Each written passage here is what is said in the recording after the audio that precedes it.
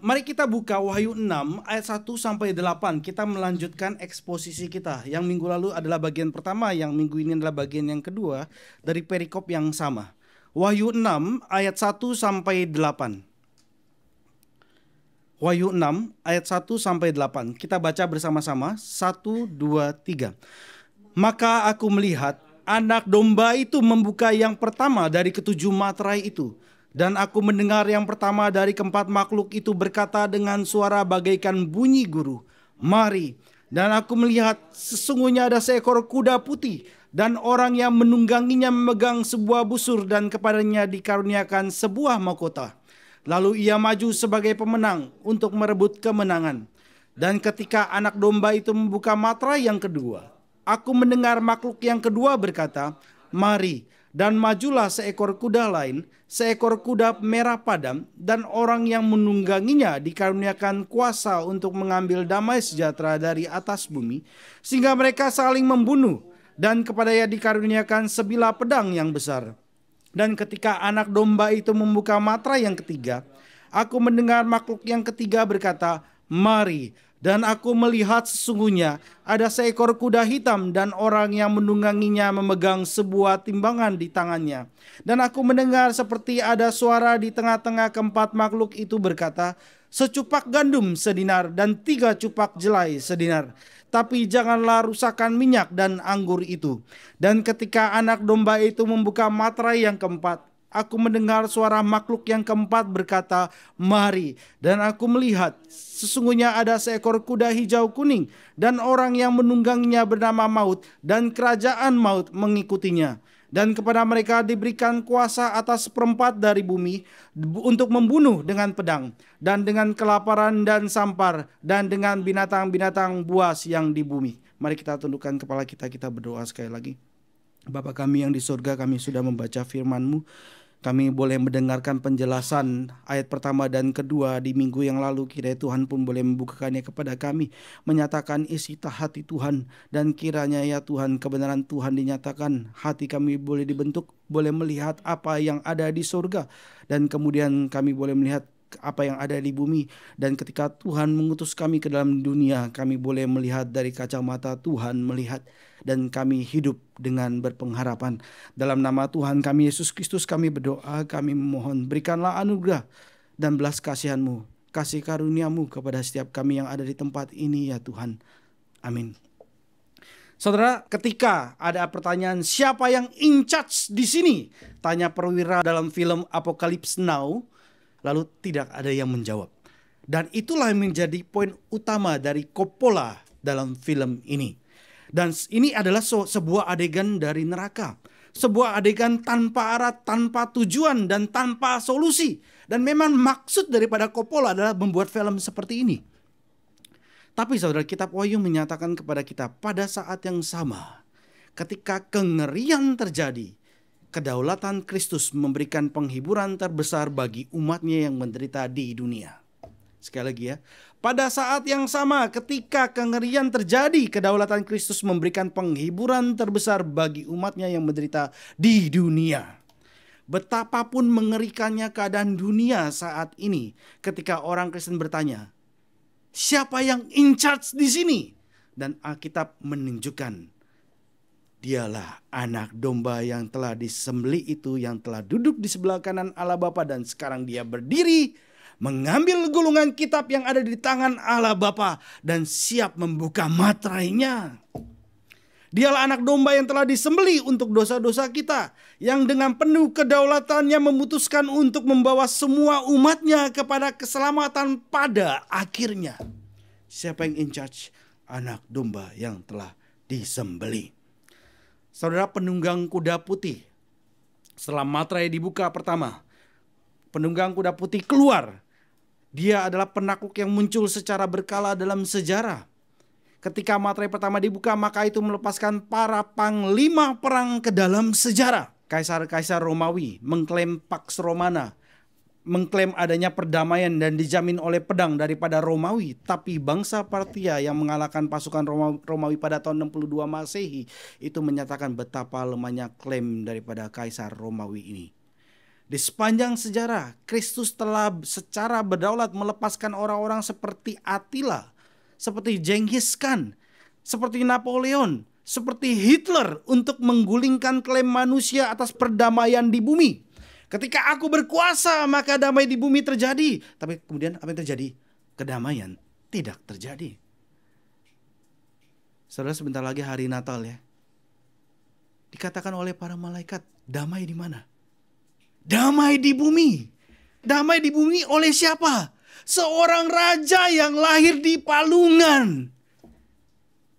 Sedangkan raja dunia mengklaim damai di bumi, tapi damai di bumi tidak jadi. Tapi anak Allah menjadi manusia supaya damai di bumi itu terjadi. Sorak paduan suara para malaikat di surga yang menunjukkan dirinya kepada para gembala. Poitres mengatakan, perdamaian Romawi menjanjikan kemakmuran, tetapi kenyataannya berbeda. Penaklukan, pertumpahan darah, kelaparan, dan kematian telah mengintai umat manusia di sepanjang zaman gereja. Dan enggak stop di sana, saudara, terus berkelanjutan hingga hari ini. Kita lihat ayat yang ketiga dan keempat, kita melanjutkan yang berikutnya.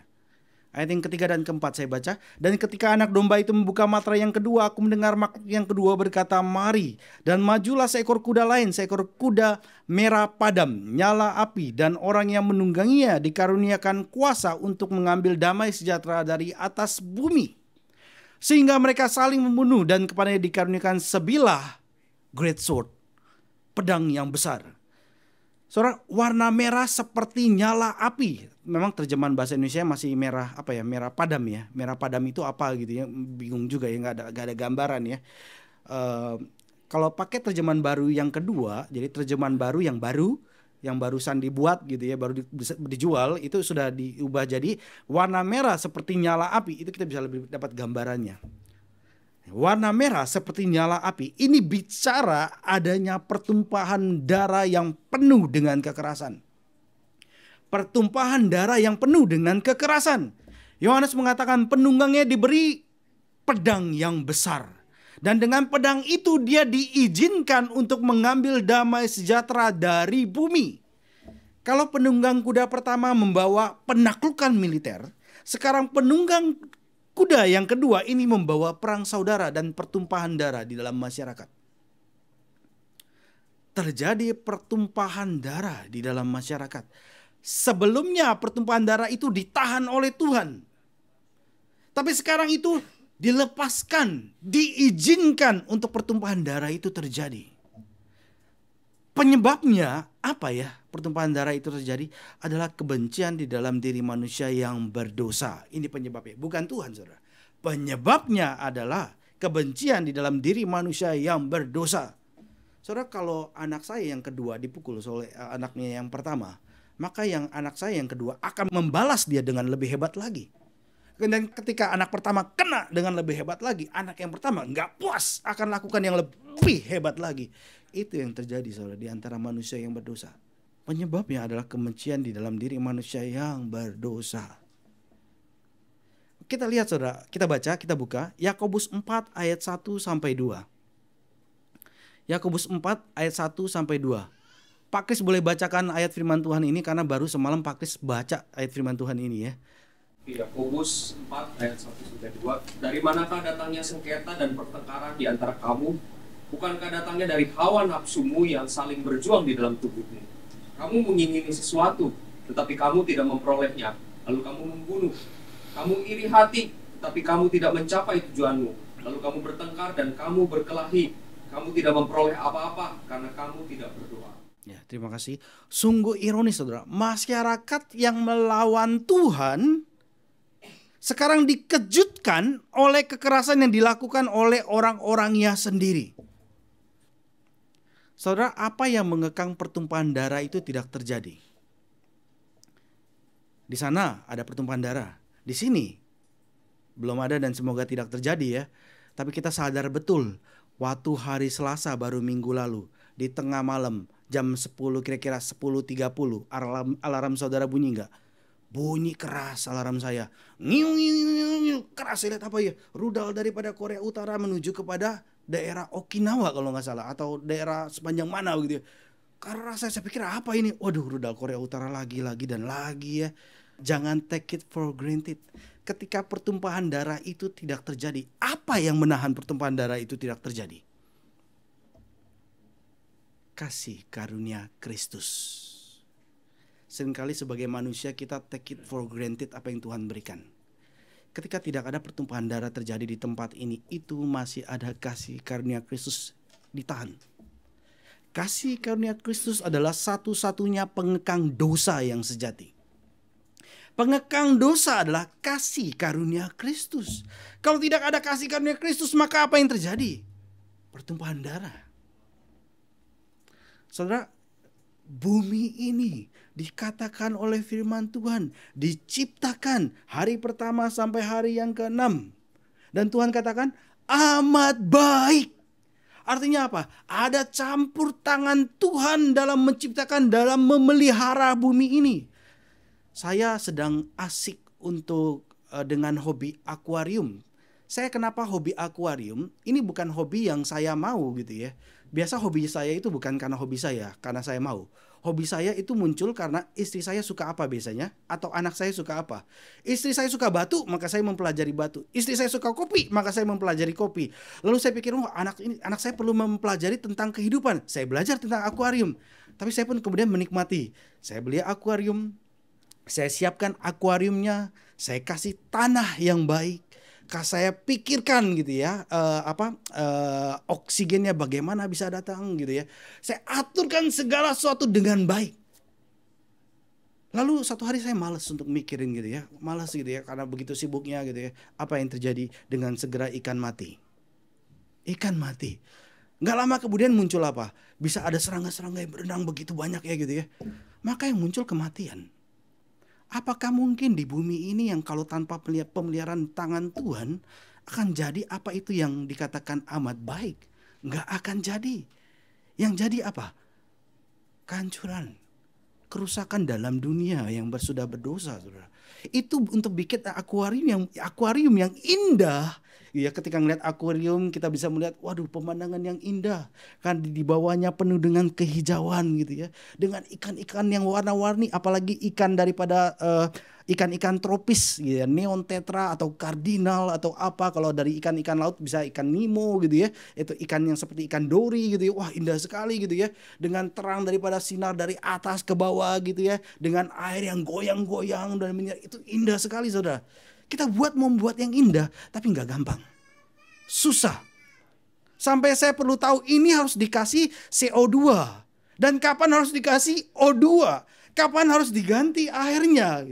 Tahu dari mana pH-nya, KH-nya, GH-nya gitu ya. Kodonya, nodonya gitu ya. Baru akhirnya bisa menjadi akuarium yang baik dan indah. Bisa melihat, wah, amat indah dan kagum. Saudara, Tuhan menciptakan dunia ini begitu amat indahnya. Dan itu bukan tanpa tangan Tuhan. Tuhan menciptakan, Tuhan memelihara, bahkan di dalam kejatuhan Tuhan menopang. Sekali lagi, adalah kasih karunia Kristus ketika pertumpahan darah tidak terjadi di tempat ini. Tapi enggak selamanya. Tidak selamanya. Saudara, oksigen di dalam laut, ikan-ikan itu bisa dapat dari mana? Dari tumbuhan yang di dalam laut ya. Kan kalau siang tumbuhan itu hirup CO2, keluarin O2 sehingga ikan-ikan itu bisa mendapatkan O2 gitu ya. Lalu kalau malam hari itu nggak bisa dapatkan karena tumbuhan itu pun hirup O2, benar kan ya? Tahu ya? Hirup O2 sama seperti yang di darat. Nah, selain ikan-ikan itu dapat oksigen dari dalam laut, ikan-ikan itu dapat oksigen dari mana? Dari atas, permukaan laut. Apalagi ketika udara di atas lebih dingin daripada di bawah. Keadaan dingin dan panas itu biasanya apa yang terjadi ketika dingin di atas dan bawah di bawahnya? Maka dingin akan turun ke bawah kan ya? Nah, ketika udara dingin, maka air-air yang bergerak dengan gelombang laut itu akan membuat itu oksigen masuk. Makanya ikan akan muncul untuk ambil oksigen. Karena di sekitar sana itu banyak oksigennya. Di kutub itu oksigen jauh lebih banyak, lebih besar. Karena udaranya dingin dan itu terjaga di sana gitu ya. Tapi kalau musim panas terbalik, itu oksigen akan semakin susah. Dan begitu juga saudara dengan akuarium. Ketika musim panas orang harus dengan sengaja itu kasih gelembung-gelembung ke dalam air. Tujuannya itu bukan oksigen yang keluar, bukan. Supaya ketika gelembung itu naik ke atas, gelembung itu pecah, tak tak tak tak, maka apa yang terjadi? Ada goyangan. Goyangan dari permukaan dalam akuarium itulah yang kemudian membuat oksigen itu masuk. Nah, musim dingin kadang nggak perlu kita pakai gelembung. Hanya dengan aliran supaya goyangin aja dari atas, supaya goyang. Supaya oksigen itu masuk ke dalam akuarium. Manusia bisa tahu hal ini dari alam diterapkan kepada akuarium. Seringkali manusia itu mendapatkan kemajuan teknologi itu dari biomimicry. Biomimicry. Meniru makhluk hidup, meniru alam ciptaan dan diterapkan di dalam teknologi. Dan itu benar-benar sangat memberkati kita ya. Mesin cuci lah gitu ya. Shinkansen lah gitu ya. Pesawat lah dan berbagai hal. Tuhan mulai memberikan anugerahnya, kasih karunia-Nya dengan limpahnya kepada kita ya. Dan saudara jangan take it for granted akan kebaikan Tuhan ini. Saudara, masyarakat kita sendiri telah melepaskan pengaruh yang paling mematikan. Dunia kita melepaskan pengaruh yang paling mematikan. Mulai dari hiburan yang mengagungkan kekerasan. Kalau dulu orang masih buat film kekerasan itu masih takut-takut. Sekarang dengan sengaja berdarah-darah keluar gitu ya. Yang makin banyak darahnya makin suka orang tegang. Dan justru orang cari gitu ya. Orang cari yang tegang-tegang, yang banyak tumpahan darah itu gitu ya justru ya. Zaman yang seperti itu. Mulai dari hiburan yang mengagungkan kekerasan hingga kebebasan seksual yang menghancurkan keluarga. Sengaja dibuat. Film yang lebih menarik dan dicari orang adalah film yang brutal. Film yang dengan sengaja diberikan bumbu-bumbu seksual sehingga membangkitkan gairah yang mematikan. Padahal ini diam-diam merusak daripada keluarga. Merusak. Kemudian ketika kekuatan-kekuatan berdosa ini menimbulkan kekacauan dan pertumpahan darah di jalan-jalan. Enggak stop ya. Ke jalan-jalan. Di sekolah-sekolah. Masuk ke rumah-rumah kita. Sebagaimana berulang kali terjadi dalam Alkitab sudah dikatakan. Dalam sejarah disampaikan. Maka yang kemudian terjadi berikutnya adalah para pemimpin dunia kewalahan. Saudara tahu ya, ketika Amerika didirikan. Itu didirikan dengan berdasarkan firman Tuhan. Hukum-hukum daripada negara itu sangat-sangat dibangun dengan prinsip-prinsip firman Tuhan. Lalu ketika generasi yang berikut datang, sebagaimana kitab Hakim-Hakim gitu ya. Generasi yang sudah tidak mengenal Tuhan, yang gak bersentuhan langsung dengan Tuhan. Mulai muncul, hidup sudah nyaman, hidup sudah enak. Mulai menggantikan hukum-hukum yang baik yang dibangun dengan berdasarkan firman Tuhan. Dengan sengaja, bahkan melawan Tuhan. Lalu apa yang terjadi? Sebelum ini pun terjadi, seharusnya kita orang percaya sudah melihatnya. Maka kekacauan terjadi. Kekacauan terjadi. Saudara bisa lihat juga di berita apa yang terjadi. Ketika suatu pemerintah dengan sengaja di wilayah tertentunya gitu ya. Berusaha melepaskan hukum-hukum Tuhan. Di supermarket, di kombini gitu ya, ada penembakan, perampokan. Lalu kemudian untuk mengatasi permasalahan ini pemerintah keluarin lagi hukum yang baru lagi gitu ya. Ya biarkan saja kalau dia merampok dengan ya nggak lebih daripada $100 misalkan ya. Biarkan saja pengusaha bangkrut kemudian ya. Nanti kemudian apa yang muncul? Pengusaha akan bersuara gitu ya. Ini pengulangan peristiwa dalam sejarah saudara. Berulang kali. Sama seperti 2000 tahun lalu. Sama seperti 3000 tahun yang lalu. Diulang-ulang dikatakan oleh firman Tuhan. Kekacauan terjadi. Penembakan di tempat publik terjadi. Dan ketika itu terjadi apa yang dilakukan oleh manusia? Manusia menyalahkan Tuhan. Di manakah Tuhan? Loh sekarang tanya Tuhan. Kok yang disalahkan Tuhan? Ini yang terjadi saudara. Di tengah-tengah dunia yang berdosa. Saudara, penunggang kuda merah, pembantai, membawa penghakiman. Dia membawa penghakiman dengan cara bagaimana? Kita bisa melihat ini dalam kitab Wahyu. Kitab Wahyu menyatakan kepada kita apa yang terjadi dalam sejarah. Dengan cara bagaimana dia membawa penghakiman, dengan cara mengizinkan ekspresi daripada hasrat dari dalam diri manusia yang penuh dengan kekerasan, penuh dengan hawa nafsu dan perlawanan kepada Tuhan itu muncul dan digembar-gemborkan, diagungkan. Sekali lagi ya, dengan cara bagaimana pembunuh dengan penunggang kuda warna merah bernyala ini saudara melakukan daripada tugasnya adalah mengizinkan ekspresi hasrat manusia yang paling dalam dari diri manusia untuk memunculkan dengan penuh kekerasannya, dengan penuh hawa nafsunya, digembar-gemborkan dan diagungkan. Dan gereja yang tidak sadar akan ikut-ikutan. Wah, kamu nggak kekinian. Wah, masa kamu mau lihat nih di mana-mana ada bebas seks gitu ya. Masa sih orang Kristen itu begitu kunonya tetap mempertahankan harus menjaga kesucian hidup? Saudara mau percaya yang mana? Saya sudah katakan, kita harus ikutin firman Tuhan. Firman Tuhan sudah katakan, apa upahnya kalau kita mengikuti jalan yang berlawanan dengan firman Tuhan?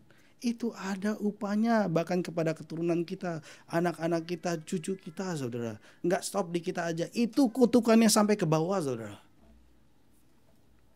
Pedang pembantaian bicara perselisihan. Pedang pembantaian itu bicara pertumpahan darah. Nggak heran, saudara. Bertengkar, bertikai demi bertikai. Kenapa? Karena pedang pembantaian dilepaskan. Orang-orang Kristen juga kena efeknya, bahkan jadi kambing hitam dalam dunia ini. Bahkan jadi kambing hitam. Nanti ketika materai kelima dibuka, dikatakan ada jiwa-jiwa mereka yang telah dibantai oleh karena firman Allah dan oleh karena kesaksian yang mereka miliki. Sama, dibantai, pakai kata yang sama, saudara. Pedang pembantaian terhadap umat Kristen ini cukup aktif pada zaman kita. Cukup aktif. Penangkapan, pemukulan terhadap orang-orang Kristen di Tiongkok. Pembantaian yang kejam terhadap orang percaya di Afrika dan di Timur Tengah. Kebebasan beragama di Barat itu ditindas, ditekan, disuppress. Ya. Jangan muncul di publik, di private saja begitu ya. Ditekan dengan luar biasa. Ketika materai kedua ini dibuka, maka penunggang kuda merah nyala itu keluar. Lalu damai sejahtera di atas bumi diambil. Manusia saling membinasakan dan menghancurkan. Itu yang terjadi. Berikut, ketika materai ketiga dibuka, muncullah penunggang kuda hitam. Dia membawa kelaparan ke bumi.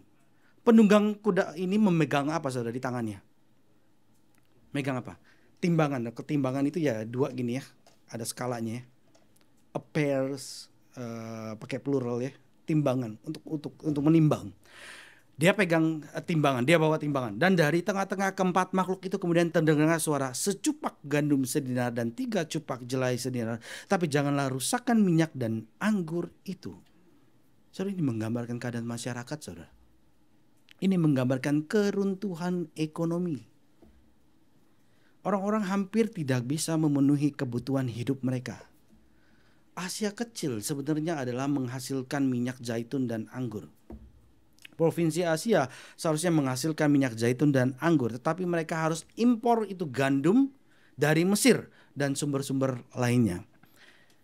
G.K. Bell mengatakan tingkat inflasinya itu sekitar 800 sampai 1.600%. Artinya 8 sampai 16 kali lipat tingkat inflasi yang terjadi. Besar, saudara. Membuat orang menjadi sulitnya luar biasa. Kita tahu ya dulu waktu tahun berapa 98 kalau nggak salah ya, ada dolar tiba-tiba naik minta ampun ya. Itu pun membuat orang begitu sulitnya pada saat itu ya. Apalagi yang 800 sampai 1.600%, saudara. Secupak gandum itu artinya apa? Itu adalah jumlah makan satu orang sehari, sedinar ya. Secupak gandum sedinar. Jadi dengan uang sedinar satu orang makan sehari pada saat itu. Artinya ketika dengan harganya sedinar dia hanya bisa makan untuk satu orang, artinya dia bisa kasih makan untuk keluarganya enggak? Enggak bisa. Dia harus kasih, dia harus bagi untuk supaya istri saya, untuk supaya anak saya bisa makan, maka saya harus kurangi makan saya. Karena gaji sehari hanya untuk makan satu orang sehari. secupak gandum sedinar. Lalu supaya semuanya kenyang. Supaya semuanya kenyang, cukup. Kan orang mikir kan ya. Dengan gaji saya sedinar ini, saya harus gantikan. Kalau yang tadinya gandum untuk satu orang, supaya cukup, maka apa yang dilakukan oleh orang? Ubah dengan sedinar ini, membelikan hal yang lain. Yaitu apa? Dikatakan firman Tuhan apa? Jelai. Artinya apa? Jelai atau gandum lebih murah? Jelai lebih murah. Perbandingannya berapa? 3:1. Secupak gandum sedinar, 3 cupak jelai sedinar. Jadi caranya, jalan keluar yang kemudian dipikirkan oleh masyarakat pada umumnya supaya keluarganya bisa makan adalah dengan memberikan jelai. Satu-satunya jalan adalah harus makan jelai. Artinya kurang gizi. Jelai biasanya untuk makanan ternak. Artinya keluarga-keluarga bertahan hidup di ambang batas kelangsungan hidup. Penunggang kuda hitam ini membawa kekurangan. Tetapi bukan kelaparan total. Makanan ada. Tapi nggak semua orang bisa mendapatkannya. Pada umumnya tidak mendapatkan. Sedikit gitu ya. Sekali lagi, penunggang kuda hitam ini membawa kekurangan tetapi bukan kelaparan total. Makanan ada tapi kurang. Karena itu kemudian ada seruan. Tetapi janganlah rusakkan minyak dan anggur itu. Minyak dan anggur itu lambang kelimpahan atau lambang kekurangan. Kelimpahan ya. Minyak, anggur gitu ya. Itu lambang kelimpahan. Iya betul saudara. Tapi janganlah rusakkan minyak dan anggur itu dikatakan ya. Saudara, pada tahun 92 Masehi, Kaisar Domitianus mengeluarkan perintah. Perintahnya adalah agar kebun-kebun zaitun dan kebun-kebun anggur itu dirobohkan untuk bisa kemudian tanam tanaman yang berbiji untuk makanan masyarakat umum pada keseluruhannya gitu ya. Tapi siapa pemilik kebun-kebun anggur dan kebun-kebun zaitun yang menghasilkan minyak dan anggur? Orang-orang kaya, betul. Pemilik toko, pemilik supermarket gitu ya. Lalu ketika tahu perintah kaisar ini maka kemudian mereka bersatu, mereka protes. Para pemilik usaha itu dirugikan kan. Mereka bersatu, mereka protes, mereka berseru melawan pemerintah, melawan kaisar. Pemerintah kewalahan. Segelintir orang kaya susah dan sedikit orang mampu bertahan. Dan orang miskin yang mayoritas mengalami penderitaan kelaparan. Dan pemerintah di dalam situasi seperti itu apa yang dilakukan? Kemudian dia cabut perintahnya. Karena diserang kan ya. Dia cabut perintahnya. Itu terjadi pada tahun 92 Masehi. Saudara, kesulitan ekonomi yang mengerikan itu akan membuat perselisihan. Ketika nih ya kalau kursinya nih dari tadi sebelumnya 130, kemudian 120, kemudian 110, kemudian 105. Saya pikir itu sudah stop gitu. Masih turun lagi 104. 103. 102 gitu ya. Itu mengerikan saudara. Mengerikan. Orang yang di luar yang berkunjung ke Jepang mungkin happy ya. Wih, saya bisa lebih banyak belanja banyak. Orang yang tinggal dalam sini semakin sengsara saudara. Makin sengsara. Kesulitan ekonomi yang mengerikan membuat perselisihan. Perselisihan dalam keluarga.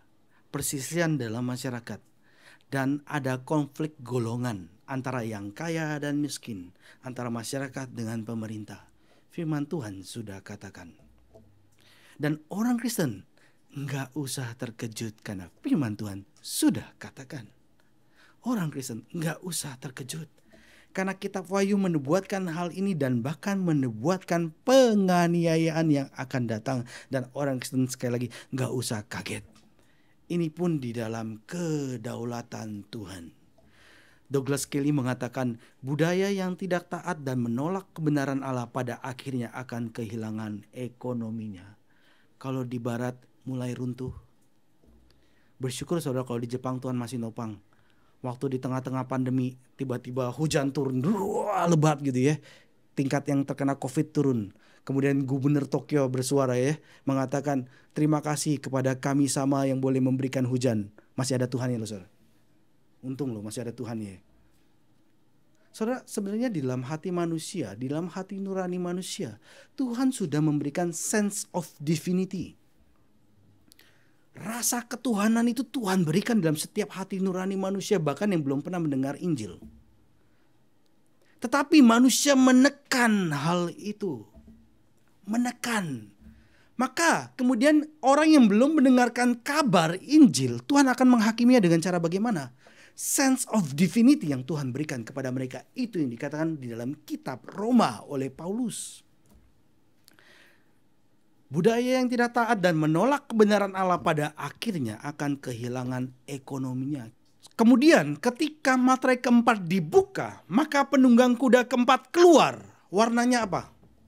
Bahasa Inggris warna pucat, bahasa Indonesia warna kuning hijau. Ini saling melengkapi sebenarnya. Saling melengkapi. Karena memang dua-duanya benar. Saling melengkapi. Bahasa aslinya adalah kloros. Saudara sadar warna kloros itu warna apa?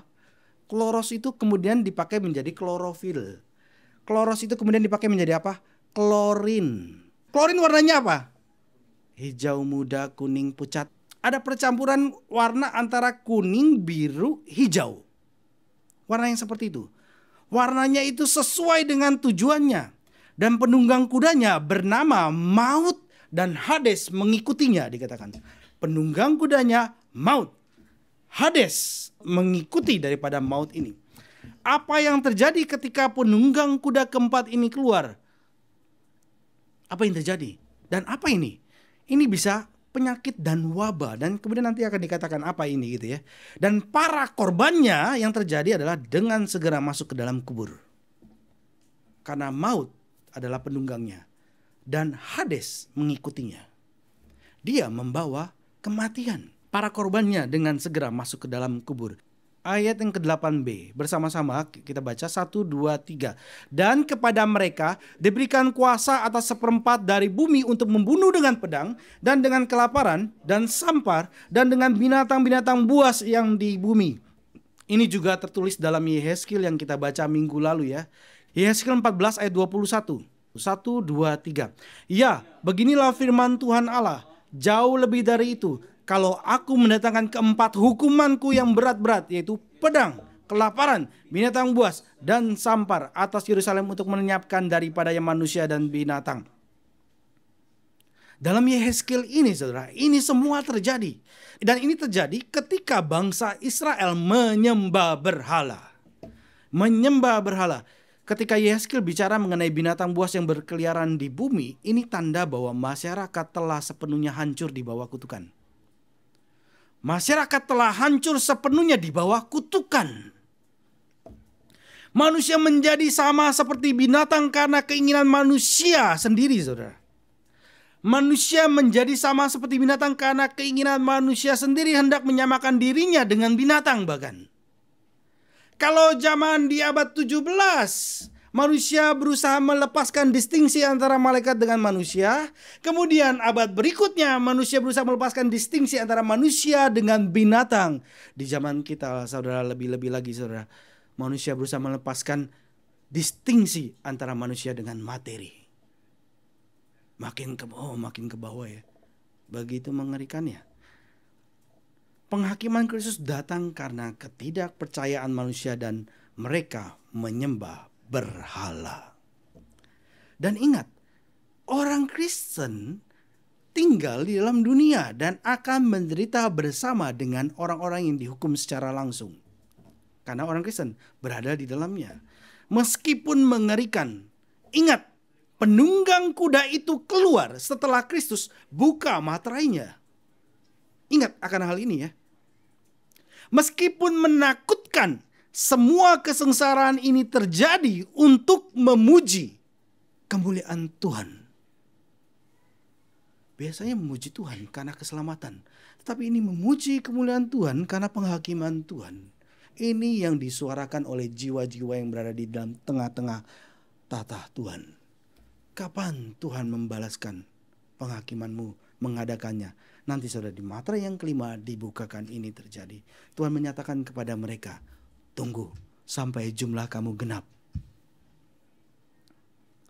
Tapi kita sebagai orang percaya perlu tahu akan hal ini. Meskipun menakutkan, semua kesengsaraan ini terjadi untuk memuji kemuliaan Tuhan dan di dalam kedaulatan Tuhan yang Maha Kuasa. Di tengah-tengah tata Allah di surga ada keempat makhluk. Mereka menyanyikan puji-pujian kepada Tuhan dan menyembah Tuhan. Dan keempat kerub ini, malaikat yang sama, makhluk yang sama, memanggil 4 penunggang kuda malapetaka. Mari. Maka satu persatu keluar. Satu persatu keluar. Menjalankan perintah Tuhan untuk mendatangkan penghukumannya. Dan ini semua akan terus datang sampai Kristus datang kembali yang kedua kali. Dan kehendak Tuhan jadi. Baik lewat penghukumannya maupun penyelamatannya. Yang tertulis dalam gulungan kitab yang termaterai itu. Jadi apa isi daripada gulungan kitab? Yang sebelah dalam dan sebelah luarnya penuh dengan mata. Adalah kehendak Tuhan dengan mendatangkan penghakiman maupun penyelamatannya. Dan itu siapa yang layak buka? Anak domba yang telah tersembelih.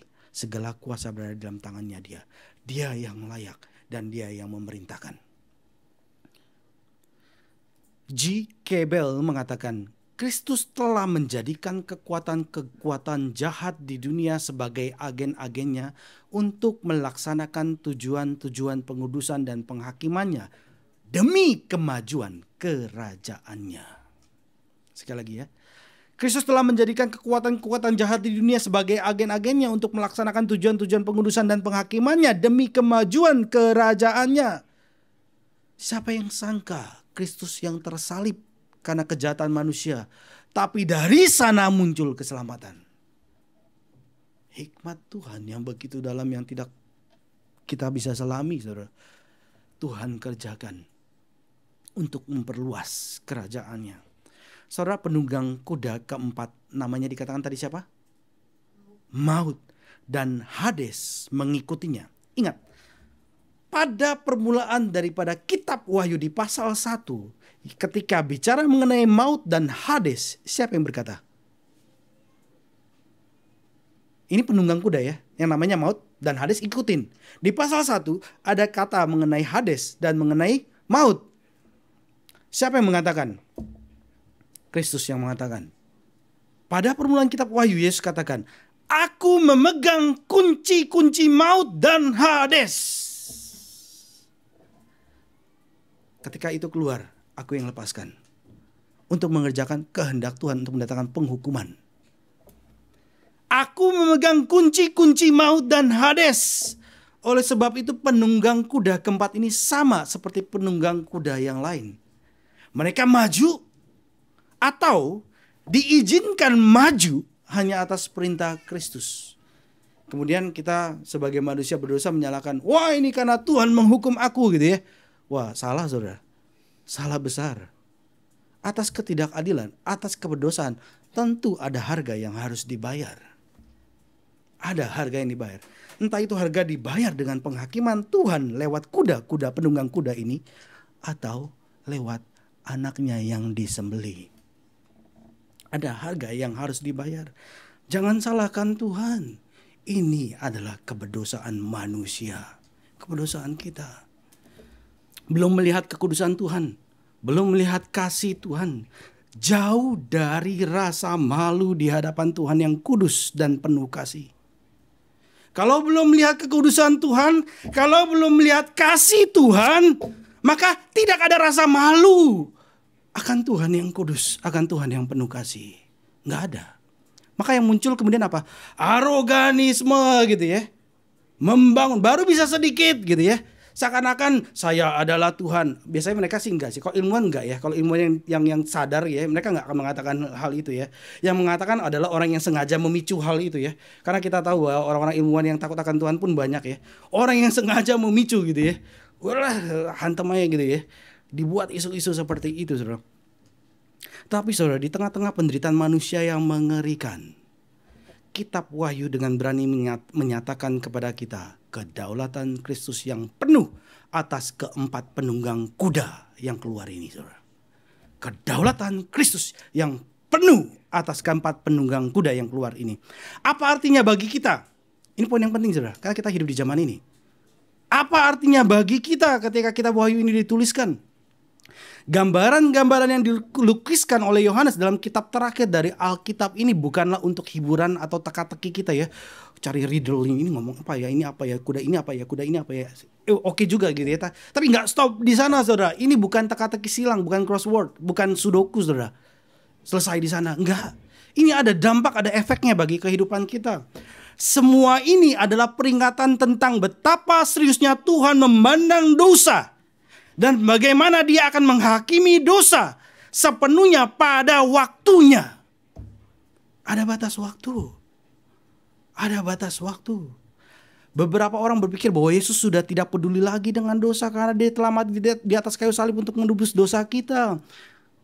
Saudara, kematian Kristus itu bukan hanya keselamatan dari dosa, tetapi juga penghukuman atas dosa.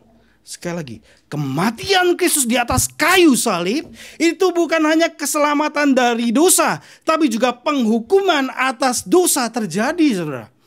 Allah dengan mencurahkan murkanya kepada anaknya yang menanggung dosa, dia menunjukkan betapa kuatnya kebenciannya terhadap segala kejahatan. Makanya anaknya mati. Kalau bukan anaknya mati dan orang-orang itu diselamatkan, maka yang kedua apa? Penunggang kuda ini melakukan tugasnya, saudara. Secara langsung menyerang. Penghakimannya datang. Salib bicara penghakiman Allah. Salib bicara penyelamatan Allah. Oleh karena itu kepada dunia yang menolak Yesus dan mencemooh kematiannya yang telah menebus dosa adalah tidak lain selain penghakiman dari surga turun kepada mereka. Surga yang tanpa Kristus itu bukanlah surga. Tuhan sedang dan sudah meruntuhkan menara Babel di dalam Kejadian 11, bukan? Hendak naik ke atas dengan pencapaian manusia gitu. Di mana Tuhan nggak ada. Dikatakan kemudian adalah Tuhan untuk melihat apa yang manusia lakukan apa? Tuhan harus lihat ke bawah gitu ya. Artinya sangat-sangat jauh bahkan daripada Tuhan. Dan dia akan terus menghancurkan setiap utopia milenium manusia yang menyembah berhala. Kaisar-kaisar Romawi di masa lalu dan para politis masa kini bersatu untuk menjanjikan pendamaian dan kemakmuran. Saudara, kalau ini udah masa-masa pemilu nih ya di Indonesia ya. Saudara, kalau dengar para politis berbicara, saudara, kata yang sering muncul apa? Adil dan makmur. Waktu kampanye gitu, semua menyuarakan apa yang baik. Setelah mereka duduk, kemudian apa yang terjadi? Menyuarakan pendamaian dan kemakmuran sembari mereka mengabaikan perintah-perintah Tuhan. Mereka lupa bahwa tujuan dunia bukanlah kesenangan manusia dalam dosa, tapi tujuan dunia adalah kemuliaan Allah dalam kebenaran. Paulus katakan, sekalipun manusia mengenal Allah tetapi mereka tidak memuliakan Dia sebagai Allah dan tidak mengucap syukur kepadanya. Mengenal Allah dari mana gitu? Hati nurani yang Tuhan berikan di dalamnya. Sense of divinity, kata Calvin. Karena itulah Paulus berkata di ayat sebelumnya dalam Roma 1 ini, saudara, murka Allah telah dinyatakan dari sorga terhadap segala fasikan dan kelaliman manusia yang menekan kebenaran dengan kelaliman. Saudara, masyarakat barat sudah mengalami semua kesengsaraan dari keempat penunggang kuda. Pembajak pesawat pada 11 September tahun 2001 dan runtuhnya menara World Trade Center itu mengejutkan dunia, khususnya Amerika. Para politisi berdebat dan bertengkar tentang kegagalan untuk mengakhiri perang. Tapi tidak ada yang mau membahas masalah yang mendasarinya. Apa yang menjadi masalah yang dasar sehingga peperangan terjadi? Nggak ada yang mau bahas. Bahas yang ini akarnya nggak dibahas. Apa yang masalahnya? Masalah utama bukan ekonomi ataupun politik, saudara. Dosa. Dosa. Dan atas dosa murka Tuhan datang. Siapa yang mau bahas ini? Politisi? Enggak kan? Enggak. Dulu ketika Amerika baru berdiri, ketika mereka mengalami kekalahan militer, apa yang mereka lakukan? Mereka mendorong, menyerukan hari-hari doa. Mereka meratap, mereka menangis, mereka berpuasa. Itu yang terjadi. Bagaimana kemudian mereka? Tuhan berikan kelimpahan dan kemakmuran. Setelah Tuhan lepaskan mereka dari ikatan perang dengan New Britain, doa, puasa, ini suatu kesalehan yang terus didengungkan dan disuarakan, saudara. pada permulaan Amerika. Tapi sekarang apa yang terjadi? Kesalehan ini sekarang hilang tenggelam dalam humanisme sekuler. Hilang dalam humanisme sekuler. Dulu para penghasut menyebut Perang Dunia Pertama itu sebagai perang untuk mengakhiri semua perang. Ayo kita berperang. Maka kemudian muncul Perang Dunia Pertama. Untuk perang di dunia ini selesai supaya damai di bumi ini terjadi, ayo kita mengadakan perang. Muncul kedua kubu yang besar dan saling berperang. Dan kita lihat keangkuhan manusia terbongkar oleh abad yang paling berdarah dalam sejarah, yang momoknya terus bersuara hingga saat ini, berlanjut hingga saat ini, dan sangat mungkin muncul perang dunia yang berikutnya, saudara. Ketika peluru-peluru ditembakkan di tempat-tempat publik di Amerika, kita mungkin sekedar bicara, oh itu kan karena senjata api yang dilegalkan, oh itu kan karena senjata api yang disalahgunakan. Tapi kemudian mengabaikan masalah dosa di dalam hati manusia dan menolak untuk menyerukan pertobatan di hadapan Tuhan. Setelah patung khotbah di Amerika, barusan hari subuh tadi ya, selesai di Paris, itu kota yang terakhir. Setelah ke London satu-satu ya, ke berbagai di tempat Eropa, kemarin baru selesai. Hari ini mungkin beberapa hari lagi akan kembali ke Jakarta, saudara. Siapa yang mau menyerukan suara pertobatan? Dan ketika orang menyuarakan suara pertobatan, apa yang akan dialami? Penganiayaan sangat mungkin terjadi. Tapi jangan lupa janji Tuhan, ketahuilah aku menyertai kamu senantiasa sampai kepada akhir zaman. Ketika revolusi seksual pada tahun 60 dan 70-an terjadi, menyebabkan kehancuran yang datang melalui virus AIDS pada tahun 80 dan 90-an tahun. Itu gak jadi langsung kan ya, 10 tahun kemudian. Tahun 80, tahun 90-an, apa yang terjadi setelah 10 tahun kemudian, saudara? Manusia melakukan ini revolusi daripada seksual ini, saudara. Virus AIDS datang. Dan ketika itu datang, hanya sedikit orang yang mau bertobat dari dosa. Kita lihat dalam sejarah ya. Dan ketika utang ekonomi melambung tinggi dari suatu negara, para pembuat undang-undang menolak kebenaran tentang pengejaran gila-gila akan kesenangan jangka pendek mereka. Dihambur-hamburkan untuk kesenangan mereka. Cetak terus uang gitu ya. Dengan mengorbankan generasi yang akan datang. Mengorbankan generasi yang akan datang, saudara, untuk keputusan yang singkat oleh pemimpin. Saudara, kalau minggu lalu kita lihat di Jepang dan kita lihat hari ini di Amerika. Setiap jenis kesengsaraan itu diwakili oleh para penunggang kuda dalam kitab Wahyu. Penghakiman itu adalah akibat logis dari dosa. Dan juga penghakiman adalah keputusan berdaulat dari Kristus yang memerintah. Ingat, Kristus yang memerintah. Dia yang membuka materai. Tapi bukan dia penyebab dosa. Bukan dia penyebab kesengsaraan.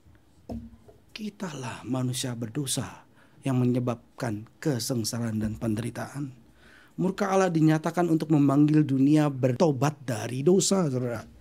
Dan mencari keselamatan melalui Yesus Kristus. Betapa mengerikannya kalau pesan dalam film tadi, Apocalypse Now itu, saudara, karya Francis Ford Coppola itu benar-benar terjadi. Siapa yang in charge?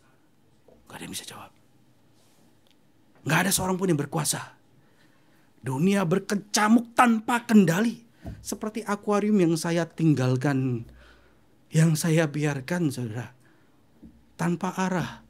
Rusak. Bukan kehidupan yang muncul, kematian muncul di dalamnya. Penglihatan Yohanes mengajarkan kita bahwa kesengsaraan ini akan terus berlanjut di dunia ini sampai Kristus datang kembali. Bagaimana dengan gereja-gereja? Bagaimana dengan orang-orang percaya? Hiduplah dalam pengharapan. Hiduplah dalam pengharapan. Kita memperoleh penghiburan karena ini adalah di bawah kendali Kristus. Kesengsaraan ini tidak akan membinasakan kita.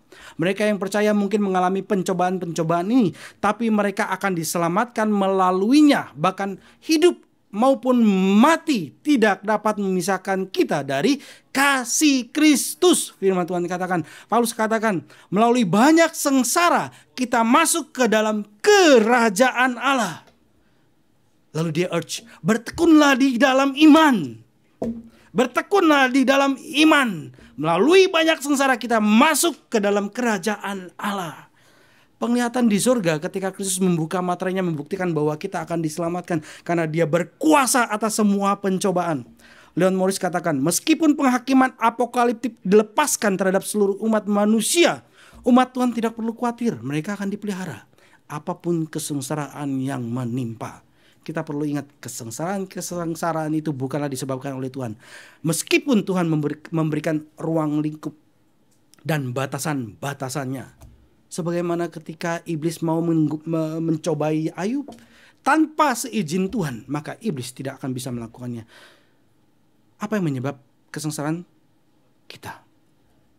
Di mana dosa dan akibatnya daripada dosa itu paling jelas terlihat. Dan pada saat itu terjadi, ketika dosa mencolok, ketika akibat dosa mencolok terjadi di dalam dunia, maka saudara perhatikan, kerajaan sang tersalib dapat dilihat. Justru di tengah-tengah seperti ini, kerajaan sang tersalib dapat dilihat. Kerajaannya mengubah kejahatan manusia menjadi pelayanan bagi tujuan Allah. Segala sesuatu yang terjadi dalam dunia, dalam sejarah, dalam kehidupan kita adalah untuk kebaikan kita yang mengasihi Dia, untuk mengerjakan kehendak Allah, untuk menjalankan tujuan Allah yang penuh dengan kemurahan. Meskipun manusia merusak dirinya sendiri dan mendatangkan penghakiman karena dosa manusia, Allah telah turun tangan untuk menyelamatkan melalui anaknya. Jangan lupa, belum selesai. Yesus Kristus diberikan, Yesus Kristus bertata. Semua manusia telah berbuat dosa dan telah kehilangan kemuliaan Allah, Paulus katakan. Dia berkata sebagaimana apa yang dikatakan Yohanes, sama persis. Manusia telah berbuat dosa dan telah kehilangan kemuliaan Allah. Dan orang-orang berdosa dibenarkan karena kasih karunia Allah. Kita dibenarkan, kita memperoleh keselamatan karena kasih karunia Allah, dan itu adalah pemberian Allah. Anaknya diberikan menjadi penebus dan diterima oleh orang-orang percaya dengan iman. Ketika kita merenungkan murka Allah yang kudus terhadap dosa-dosa di bumi, kita jangan lupa undangan Injil. Ketika kita melihat orang yang mendapatkan penghakiman ini, jangan lupa mewartakan kabar baik. Ya, penghakiman diberitakan, jangan lupa kabar baik diberitakan. Saudara, kita buka dan baca bersama-sama Roma 10 ayat 13 yang menjadi ayat hafalan kita. Roma 10 ayat 13, 1, 2, 3. Sebab barang siapa yang berseru kepada nama Tuhan akan diselamatkan. Sekali lagi, di zaman hakim-hakim, ketika karena dosa manusia, kita lihat dari satu suku yang kecil ya saudara, ini skalanya makin gede, satu bangsa, bahkan seluruh dunia. Ketika karena dosa mereka di dalam penindasan, karena dalam kesengsaraan penderitaan, apa yang mereka lakukan? Mereka berseru kepada Tuhan, walaupun belum tahu siapa itu Tuhan. Mereka berseru kepada Tuhan, walaupun belum tepat gitu ya, Yahweh, enggak, Elohim. Sebab barang siapa yang berseru kepada nama Tuhan akan diselamatkan. Kristus memerintah atas sejarah. Dia memberikan keselamatannya yang masih terbuka. Ketika masih terbuka, Dia mampu menutupnya. Dia mampu membukakannya. Ketika itu masih terbuka, datanglah kepadanya. Datanglah kepadanya. Dan sebagai umatnya, marilah kita menyerahkan waktu kita di dunia ini untuk Injil dan untuk pekerjaan dan untuk kemuliaan kerajaannya yang tidak akan pernah gagal. Maka langit dan bumi yang baru saudara akan temukan more physical than physical daripada dunia yang ada pada saat ini. Mari kita tunduk kepala kita berdoa.